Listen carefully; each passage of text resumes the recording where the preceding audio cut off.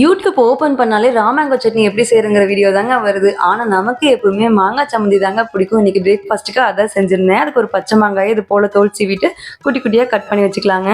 அடுப்பே பத்த வைக்காம இந்த சட்னி ஈஸியா செஞ்சு முடிச்சிடலாங்க. இது எல்லாத்தையும் மிக்சர் ஜார்ல ஆட் பண்ணிக்கலாம். இது கூடவே கொஞ்சமா தேங்காய், 2 பச்சை மிளகாய், 4 போல வரமிளகாய் போட்டுக்கலாங்க.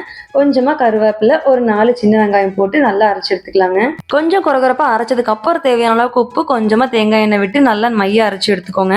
அவ்வளவுதான், நம்ம சூப்பரான மாங்காய் சம்மந்தி ரெடி ஆயிடுச்சுங்க. சுடு சாதத்துக்கு கூட இது மேல தேங்காய் எண்ணெய் விட்டு பிசைஞ்சு சாப்பிட்டா அவ்வளோ சூப்பரா இருக்குங்க. நம்ம ஊர் பாஷையில சொல்லணும்னா பச்சை மாங்காய் சட்னின்னு வச்சுக்கலாங்க. கொஞ்சோண்டு சட்னி வச்சா போதும், ஒரு வட்ட சோறும் காலி ஆயிருங்க. அதுக்கப்புறம் கரெக்டா ஆஃப்டர்நூன் போல அம்மாயி வந்திருந்தாங்க. சரி போண்டா சுடலான்னு சொல்லி போண்டா ரவா கச்சாயம்லாம் சுட்டிருந்தோம். சின்ன வயசுல சாப்பிட்டது ரவா கச்சாயம். இன்னைக்கு அம்மாயிட்ட ரெசிபி கேட்டு இன்னைக்கு அது செஞ்சிருந்தாங்க. இந்த ரெசிபி வேணும்னா லிட்டில் ஷார்ட்ஸ்ல இருக்கு, தேவையான செக் பண்ணி பாருங்க. நீங்க என்னதான் டிஃப்ரெண்டா ஸ்பைசியா செஞ்சு கொடுங்க, ஆனா எக்ஸைட் ஆகவே மாட்டாங்க. அதுவே ஸ்வீட்டா செஞ்சு கொடுத்தீங்கன்னா அவ்வளோ எக்ஸைட் ஆவாங்க குழந்தைங்க. ரொம்ப விரும்பி சாப்பிட்டாங்க. இன்னைக்கு விளாக் அவ்வளோதாங்க. நாளைக்கு இன்னொரு விளாக்ல பார்க்கலாம். பாய்.